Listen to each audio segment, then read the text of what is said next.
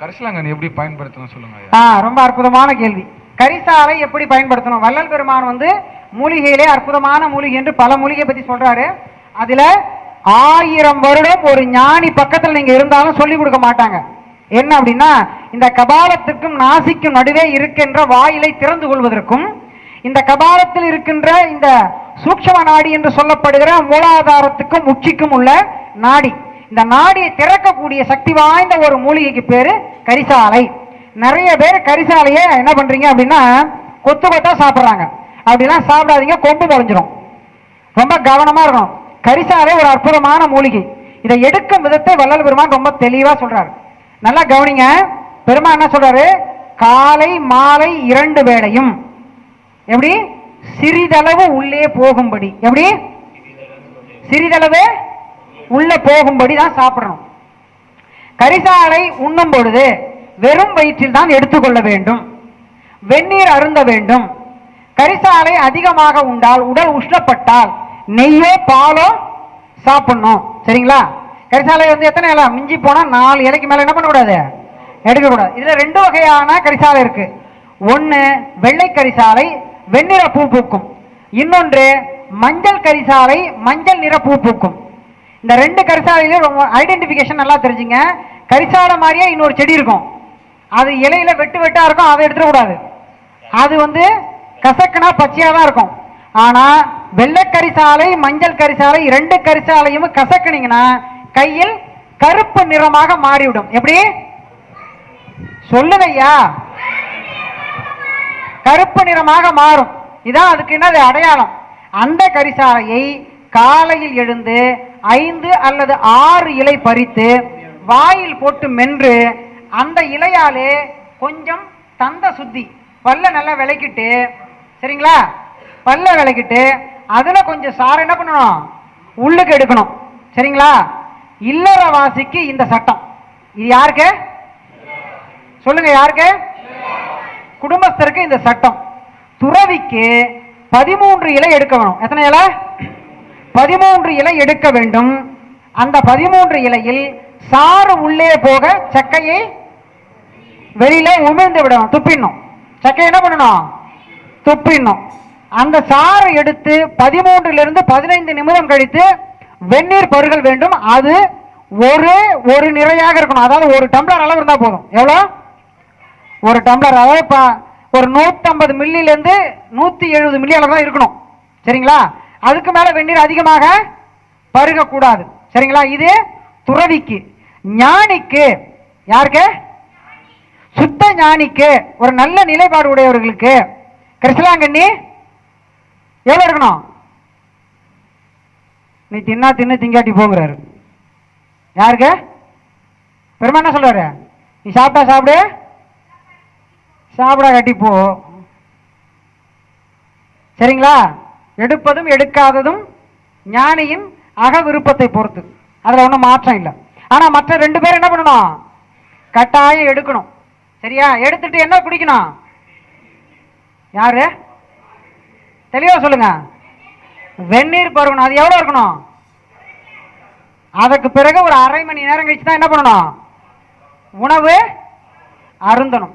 அப்படி கரிசாலை எடுக்கக்கூடிய அடியவர அன்பர் இல்லறவாசி யாராகினும் இரவில் கட்டாயம் தயிர் போட்டு சாப்பிடக்கூடாது. பகலில் உறங்க கூடாது. சொல்றது புரியுதுங்களா? 1 வாரத்திற்கு ஒரு முறைதான் தேக சம்பந்தம். தேக சம்பந்தம்னா என்ன? இல்லறவாசி தேக சம்பந்தம் வச்சுக்கினா 1 வாரத்துக்கு ஒரு முறை தான் தேக சம்பந்தம் வைத்துக் கொள்ள வேண்டும். இப்படி இருந்தால் தவம் யோகம் தியானம் ஏதும் செய்யாமலே 3 to 4 வருடத்திற்குள் புருவ மைய பூட்டு என்று சொல்லப்படுகிற நெற்றிக்கண்ணானது திறந்து மேல்நிலை விளக்கம் என்பது தானாகவே வரும். என்ன வரும்? மேல்நிலை விளக்கமானது தானாகவே வரும். சரிங்களா? இது கரிசாலை பயன்படுத்தும் முறை. ஒருவேளை எனக்கு கரிசாலையை பயன்படுத்த முடியல, எனக்கு கிடைக்கலன்னா எங்கிருந்தாவது கரிசாலை எடுத்து வந்து நிழலில் உலர்த்தி பாடம் செய்து இடிச்சு தூள் பண்ணி வச்சுக்கணும். வச்சுக்கிட்டு இந்த விரகடி அளவுன்னு சொல்லுவாங்க, இந்த 3 விரலால் கொஞ்சம் எடுத்து, சரிங்களா, கொஞ்சம் எடுத்து 3 டம்ளர் தண்ணியில அதை போட்டு கொதிக்க வச்சு 1 டம்ளர் ஆக்கி காலை மாலை 2 வேளையும் சாப்பிட்டுட்டு வரலாம். பனங்கற்கண்டு போட்டு, என்ன போட்டு? பனங்கற்கண்டு அல்லது நாட்டு சர்க்கரை. எத்தனை? நாட்டு சர்க்கரை இல்லைன்னா பனங்கற்கண்டு போட்டு சாப்பிட்டுட்டு வரலாம். அப்படி சாப்பிடும்போது நல்லா புரிஞ்சுங்க, அப்படி கரிசாலை சாப்பிடும்போது அந்த உலர்த்தி வைத்த கரிசாலை 6 மாதம் தான் பயன்படுத்தணும். எத்தனை மாசம்? 6 மாதத்துக்கு மேல என்ன பண்ணக்கூடாது. Very good. பயன்படுத்த வெரி குட். சரியா? இது கரிசாலையின் நன்மை. கோழை நிகழ்ந்த அதிகமான கொழுமை நிறைந்த பொருட்கள் என்ன பண்ணக்கூடாது, சாப்பிடக்கூடாது. காலையில் எழுந்து குளிர்ந்த தண்ணீர்ல தலையில தண்ணி ஊத்தக்கூடாது. நல்லா தெரிஞ்சுங்க. வந்த எல்லா மகான்களும் காலையில எழுந்து குளிச்சிடணும்னு சொன்னாங்க. வள்ளலார் மட்டும்தான் காலையில குளிக்க கூடாதுன்னு சொன்னார். அதற்கு இதான் காரணம். அப்படியே சாமி ரொம்ப நல்ல வழியா இருக்குதுங்க இல்ல, காலையில குளிக்க கூடாது, காலையிலேயே எழுந்து எங்கேயும் போகக்கூடாது, காலையில வேலை செய்யக்கூடாது, இப்படிலாம் ஒரு வழி இருந்தா எப்படி நல்லா இருக்கும் இல்ல. நல்லா என்ன சொல்றாரு, காலையில் இருந்து உச்சந்தலையில் குளிர்ந்த நீர் ஊற்றினால் மேலிருந்து துவாத சாந்தம் என்று சொல்லப்படுகிற நாபி வரை என்ன வரும், ஈலை கட்டி கொண்டு மேல்நிலை விளக்கம் என்று சொல்லப்படுகிற சுத்த உஷ்ணமானது மேல் எழும்பி மூளையின் தேவையான பகுதிகளுக்கு போகாது. என்னவாகாது? போகாது. அந்த அடைப்பில் இருக்கின்ற ஈலை சளி என்று சொல்லப்படுகிற கபம் அனைத்தையும் சுத்தி செய்யக்கூடிய வல்லமை எதுக்குண்டு? கரிசலாங்கண்ணிக்கு உண்டு. அதனால் அந்த கரிசாலையை இவ்விதமாக எடுத்து பயன்படுத்தினால் நல்ல மேல்நிலை சுத்த உஷ்ண நிலை உண்டாகி அறிவு விளக்கம் பெறும். என்ன பெறும்?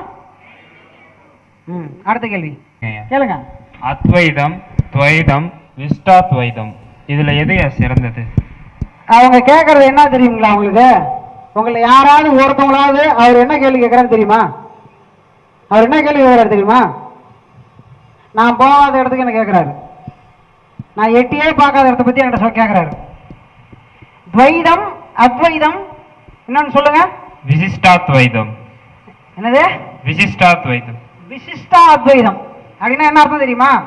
உங்களுக்கு புரியும்படி சொல்றேன், கேட்டுங்க, நல்லா புரிஞ்சுங்க. துவைதம், அத்வைதம், விசிஷ்டா அத்வைதம் அப்படின்னா என்ன அப்படின்னா, துவைதம் அப்படின்ற சொல்லுக்கு உருவம்னு பேரு. நாம இருக்கோம் இல்லையா, நாம யாரு? துவைதம். நம்ம என்னது? உருவம். என்ன பேரு?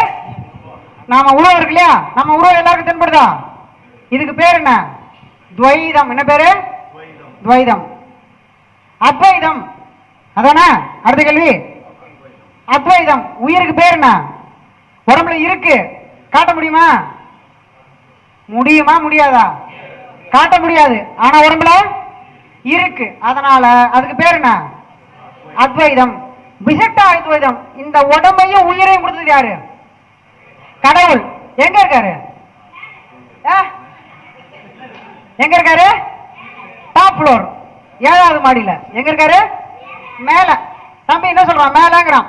எங்க இருக்காருன்னு குறிப்பிட்டு சொல்ல முடியுமா? முடியாது. இருக்காரா நிரூபிக்க முடியுமா? இல்ல நிரூபிக்க முடியுமா? அப்ப அதுக்கு பேர் என்ன? விசித்திரம். அதுக்கு பேர் என்ன? விசிட்டம்னு பேர். அதுக்கு பேர் என்ன? இருக்கு ஆனா இல்ல, இல்ல ஆனா இருக்கு. இல்லாத பொருளும் இல்ல, அது இருக்கிற பொருளும் இல்ல. எங்குமா இருக்கு ஆனா பார்க்க முடியாது. பார்க்கிற பொருள் எல்லாம் அதான். இது விசித்திரமா இல்லையா? அந்த விசிட்டா அத்வைதம் அப்படின்றது கடவுள். யார் பேரு? கடவுள்னு பேரு. புரியுதா? உடல் அத்வைதம், உள்ள இருக்கக்கூடிய உயிர் துவைதம். மேற்பட்டு நல்லா புரிஞ்சுங்க. துவைதம், அத்வைதம், விசிட்டா அத்வைதம். மாத்தி சொல்லிட்டான். துவைதம் என்பது உடல், விசிட்ட அது அத்வைதம் என்பது உயிர், விசிட்டா அத்வைதம் என்பது ஆத்மா அல்லது கடவுள். தெரியுதுங்களா? அதான் உண்மை. இது எல்லாத்துலயும் பொருந்தும். அவர் கேட்கறது வெளிப்படையா சொல்லணும் அப்படின்னா, ஒரு 30 நாள் என் பக்கத்துல இருந்து நீங்க கேட்க வேண்டியது துவைதம்னா என்னன்னு. அத்வைதம்னா கேட்க வேண்டியதுக்கு ஒரு 6 மாசம். விசிட்டா அத்வைதம்னா ஒரு 5 வருஷம். அவ்வளவுதான். நீங்க இருந்தீங்கன்னா நான் சொல்லி கொடுத்துருவேன். அவர் நூல்ல படிச்சுட்டு கேட்கிறார் ரொம்ப ஆர்வமா. ஆனா சிம்பிளா இதான் சொல்ல முடியும். புரியுதுங்களா? புரியுதா புரியலையா? அதுதான் தீபத்துல சொல்லியிருப்பாங்க. துவைதம் என்பது பார்க்கின்ற அந்த பொருள். தீபம் இருக்கு இல்லையா, அது கண்ணுக்கு தெரியுதா? பாருங்க எல்லாரும் பாருங்க, தீபம் கண்ணுக்கு தெரியுதா? அதுக்கு பேர் என்ன? துவைதம். கண்ணுக்கு தெரியுது, தெரியுதா? ஆனா நல்லா பாருங்க, அதுல இருக்க பிரகாசம் இருக்கு பாருங்க, அது கண்ணுக்கு தெரியுதா? தெரியுது. தீபத்துக்கு ஒரு உருவம் இருக்கா? அது தெரியுது. உருவம் தென்படுது எல்லாம் துவைதம். இப்ப அது உள்ள நெருப்பு இருக்கு, யாருக்கு தெரியும்? தெரியாது. உணரத்தான் முடியும். பிடிக்க முடியுமா? பிடிக்க முடியாது. ஆனா இருக்கு. புரியுதுங்களா? அதன் உள்ள வேற என்னென்ன இருக்கு? ஒளி இருக்கு, புகை இருக்கு, வெளிச்சம் இருக்கு, வண்ணம் இருக்கு இல்லையா, அனல் இருக்கு, கனல் இருக்கு, எல்லாம் இருக்கு. இது எல்லாம் என்னது? பார்க்கலாம், ஆனா பிடிக்க முடியாது. அதனால அத்வைத பொருட்கள். ஆனா எரியும் பொழுது நல்லா புரிஞ்சு, எரியும் பொழுது மேல ஒரு கனல் மாதிரி உண்டாகி போய் மேல கலக்கும். கிட்ட போய் பாருங்க, கிட்ட போய் பாத்தீங்கன்னா கன கன கன கனன்னு ஒரு என்ன பண்ணும், ஒரு அனல் மாதிரி உண்டாகி இந்த பிரபஞ்ச வெளியோட கலக்கும். போய் அப்படி ஆடும். உங்களுக்கு புரியுதா? என்ன ஆகும்? அப்படி ஆடி மேல போய் கலக்கும். அது எங்க போய் கலக்குது? இந்த வெட்ட வெளியில. எங்க போய் கலக்குது? இந்த வெட்ட வெளி. இந்த வெட்ட வெளிக்கு பேரு விசிட்டாத்வைதம். என்ன பேரு? விசிட்டாத்வைதம்.